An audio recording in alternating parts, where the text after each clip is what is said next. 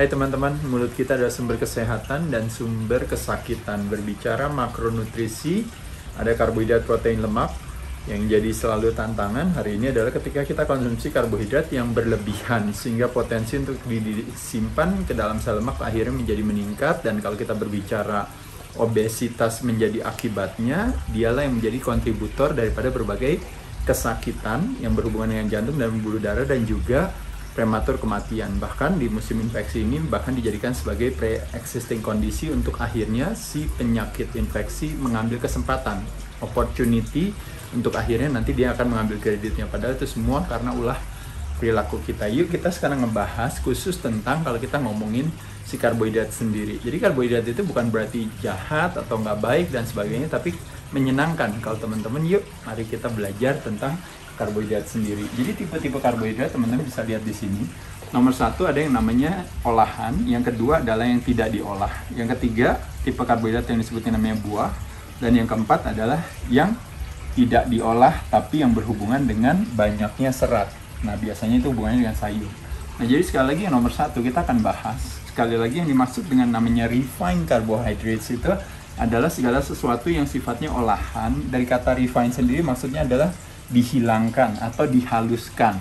Nah jadi yang dihilangkan atau yang dihaluskan atau yang di-remove itu biasanya adalah kadang-kadang justru malah proteinnya, seratnya, lemaknya akhirnya digiling jadi bubuk. Dan pada saat itu apa yang terjadi teman-teman, yang menjadi konsekuensinya kecepatan gula atau glukosa spike-nya itu, atau yang terjadinya lonjakan gulanya itu meningkat. Begitupun dengan insulinnya, sehingga akhirnya nanti ketika lonjakan meningkat terjadi yang namanya hypoglikemia itu tadi, crash. Pada saat itu akhirnya kita jadi lapar, ntar makan lagi, lapar lagi, makan lagi. Jadi terjadi terus yang namanya ketika kita tergantung sama gula, terjadi yang namanya unstable energy yang kita rely on. Nah pada saat itu akhirnya kita jadi tidak mengenal rasa kenyang. Ini yang jadi tantangannya. Nah kita akan bahas satu persatu. Nomor satu adalah kalau kita berbicara yang namanya refined carbohydrate. Refined carbohydrate bisa kita asosiasikan sebagai tepung, sebagai pati, sebagai kanji, atau apapun juga. Nah, tepung bisa dari tepung terigu di sini, bisa juga dari tepung gandum juga, bisa dari jagung juga, bisa juga tepung dari nasi juga salah satu contohnya. Intinya sekali lagi kalau kita berbicara kecepatan gula masuk ke dalam darah, itu yang disebut namanya indeks glycemic. Dia yang menentukan, misalnya kita bilang kalau nasi putih nilai IG-nya atau indeks glycemicnya 100, dari situ kita bisa akan lihat semakin seratnya semakin tinggi, maka IG-nya pasti turun. Tapi semakin seratnya semakin sedikit karena diolah dan sebagainya, IG-nya semakin naik. Paham ya teman-teman di sini ya. Jadi hampir sebagian besar yang namanya refined carbohydrate itu pasti indeks glycemicnya tinggi. Saya bagi refined carbohydrate jadi banyak hal. Salah satunya adalah kalau kita berbicara yang namanya gula sederhana. Nah, gula sederhana yang paling populer adalah gula pasir. Gula pasir itu terdiri dari, kalau kita lihat secara kandungannya itu ada kandungannya fruktose 50%, glukos 50%. Problemnya sama fruktose itu hanya bisa dimetabolize atau hanya bisa diproses oleh liver kita. Makanya potensi disimpan dalam sel lemak menjadi tinggi karena kapasitas liver kita itu terbatas ya teman-teman sekalian. Nah jadi memang di satu sisi gula itu pasti mudah dicerna dan juga sifatnya itu tuh menyenangkan, enak gitu ya kita makan gula ya.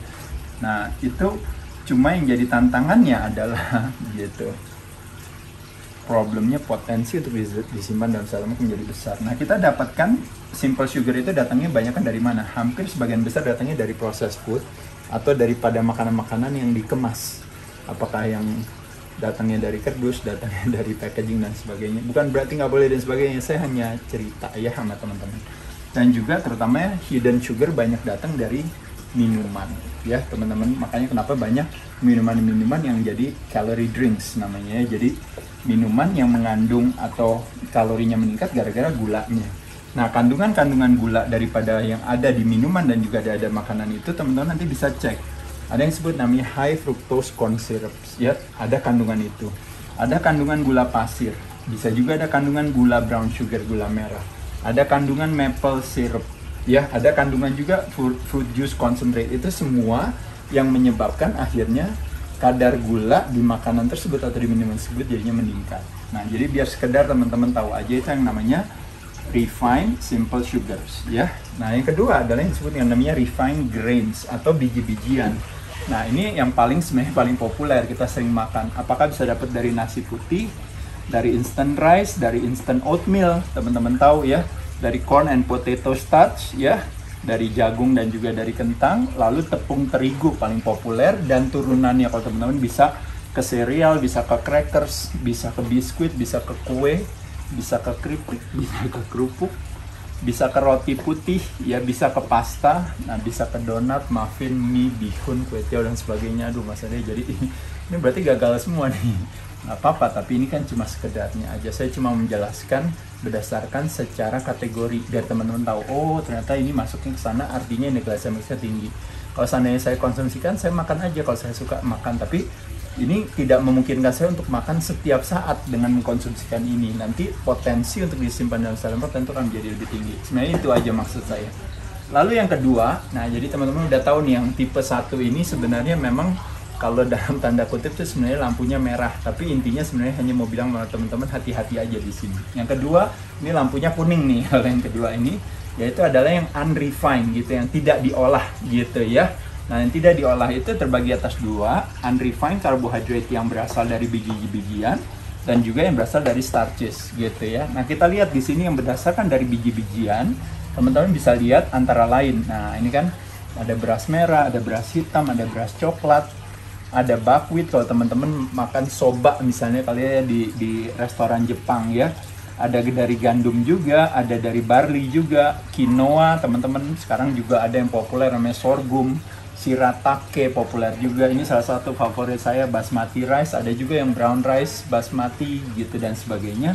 Ini semua adalah yang unrefined. Unrefined itu artinya seluruh bagiannya masih tersisa. Nah, seperti kulitnya, seperti lembaganya, seperti endospermsnya dan sebagainya, itu artinya masih tersisa. Makanya kenapa disebutnya dengan whole wheat gitu. Kadang-kadang orang suka bilang kayak gitu ya. Jadi dengan tersisanya semua bagian itu tidak dibuang, maka kenapa di sini otomatis seratnya masih lebih tinggi. Masih ada kandungan vitamin B-nya, ada antioksidannya, ada kandungan zat besinya, tembaganya, selenium, magnesium, potasium, itu semua mineralnya hadir, ada di sana. Nah, itu mungkin yang menjadi satu kebaikan dari itu. Selain itu, kalau dari starches, kalau unrefined itu biasanya itu yang kalau istilahnya orang bilang dikenal yang namanya root veggies, atau yang bentuknya masih alami, masih asli. Nah, ini kan juga sama tadi dari biji-bijian, bentuknya alami, masih asli.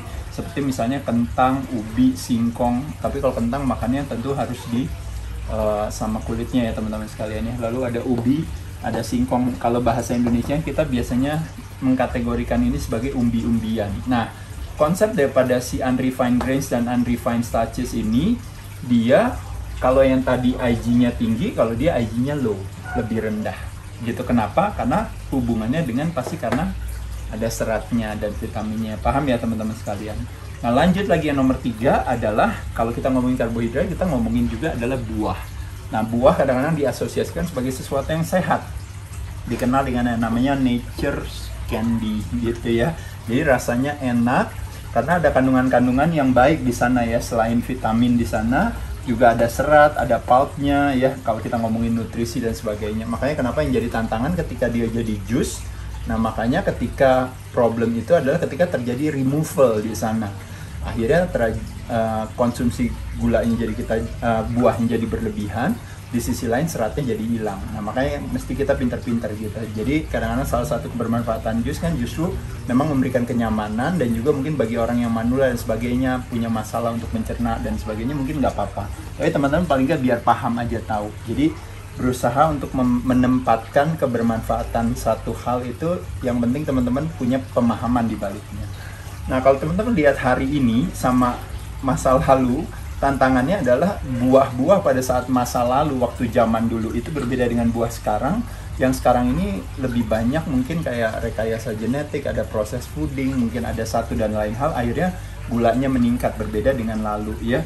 Begitupun juga dalam pemilihan buah, kayak misalnya kayak ada keluarga berry, kalau kita bandingkan dengan keluarga apel misalnya, mungkin bisa jadi keluarga berry gulanya lebih rendah, keluarga apel gulanya lebih tinggi. Tapi kalau dibandingin lagi dengan buah-buah yang lainnya yang mungkin keluarga lain yang mungkin kadar gulanya bisa jadi lebih tinggi, kayak misalnya rambutan, misalnya lengkeng dan sebagainya. Jadi teman-teman mesti pinter aja memilih buah itu. Sekali lagi bukannya nggak boleh dan sebagainya, teman-teman biar paham aja. Tantangannya dari buah adalah buah itu adalah murni fruktosa. Berarti yang akan bisa mencerna buah itu hanya si liver kita. Yang terakhir teman-teman adalah ini yang termasuk yang paling baik ya teman-teman, yang dikenal yang namanya unrefined carbohydrates. Itu adalah segala sesuatu yang mungkin teman-teman sering dengar, ibaratnya ini adalah jenis makanan yang di berbagai diet apapun juga, apakah Atkins diet, ataukah low carbs high fat diet, apakah ketogenic diet, apakah carnivore diet, apakah plant based diet, semuanya dia biasanya welcome diterima. Itu yang kita kenal dengan namanya sayur-sayuran atau dedaunan. Biasanya itu grow above the ground, artinya tumbuhnya itu di atas daripada si tanah tersebut. Nah itu bisa antara lain legumes, lentils, dan juga atau yang dikenal yang namanya green leafy. Kalau kita bilang tadi daun-daunan, jadi ada kacang-kacangan di sana, ada asparagus, ada kangkung, bayam, toge, brokoli, kembang, kol, selada, dan sebagainya. Teman-teman udah paham yang kadang-kadang kita juga populer di karedok, di lotek, di gado-gado ya, di teman-teman yang kita semua yang sangat baik yang bisa kita konsumsikan. Cuma tantangannya waktu kita makan sayur-sayuran tersebut cenderung kita melibatkan karbohidrat, seperti misalnya kadang-kadang lontong, nanti keripik, kerupuk, kadang-kadang masuk, belum ditambah lagi mungkin yang lainnya yang sebenarnya akhirnya mengurangi kebermanfaatan daripada itu. Nah teman-teman sekalian, ini ada beberapa jenis karbohidrat yang teman-teman tahu. Kalau ini benar-benar lampunya hijau sekali ya di sini teman-teman sekalian. Jadi dari berbagai ini teman-teman bisa variasikan, sesuaikan dengan kondisi masing-masing. Kondisi dalam arti komposisi tubuh teman-teman, aktivitas teman-teman, dalam hal ini aktivitas geraknya, aktivitas gerak pikir, gerak nafas, gerak tubuh, dan juga tentunya sesuai dengan kondisi tubuhnya teman-teman sekalian, dalam arti aktivitas saat itu ya, pada saat teman-teman misalnya lagi sibuk banget, memungkinkan teman-teman konsumsi karbohidrat yang lebih. Tapi pada saat teman-teman kebanyakan ini semua dikonsumsikan, otomatis akhirnya dia akan berkontribusi terhadap jumlah kalori yang berlebihan, akhirnya disimpan dalam sel lemak, dan itu akan menyebabkan berbagai penyakit-penyakit yang berhubungan dengan jantung dan pembuluh darah, dan akhirnya seolah-olah dalam tanda kutip karbohidrat itu menjadi jelek. Kurang lebih itu teman-teman, semoga bermanfaat ya informasinya ini. Saya ucapkan terima kasih.